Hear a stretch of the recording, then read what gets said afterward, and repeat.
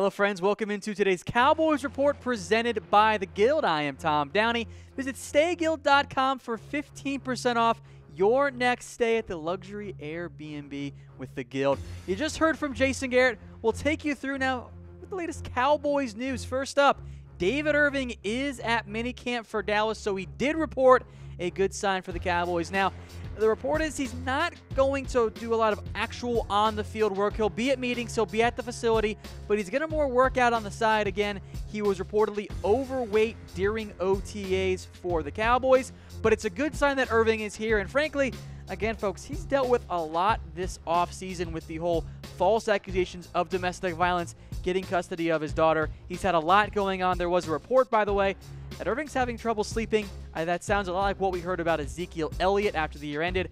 I think it makes a lot of sense that Irving's mind isn't quite right, so let him take his time, but it's a good thing that he's there at the facility. That's the best way for him to get his mind and his body back on track for being the dominant football player we saw last year.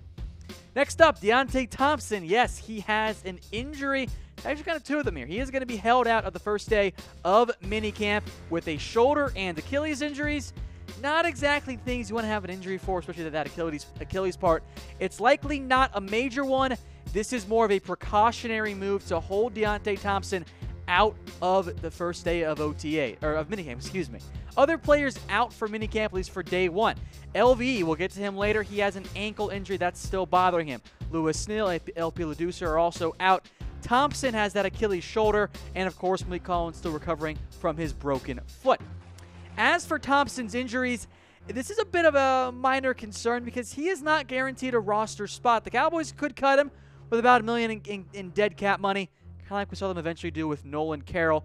But you got Alan Hearns, you got Michael Gallup, other guys. I think Thompson is competing right now with guys like Cedric Wilson, Noah Brown, and T. Will for one, maybe, or two, maybe three roster spots. So if you had to cut one guy, which receiver are you going to release? And you got your top three guys of Gallup, Hearns, and Beasley. How are you rounding out the rest of your roster? If you have to cut somebody, which one are you going to release? So another element here, Terrence Williams does not get suspended in this scenario. So you have to eat the dead money there, and you save no money if you cut T. Will. Let me know which one you guys are going to vote for. It's easy if there's a suspension. It's probably T. Will. If not, you're cutting a very talented wide receiver that could help the Cowboys, but there are just too many bodies at that position. On to some good news then. Charles Tapper, he is back at practice for the Cowboys.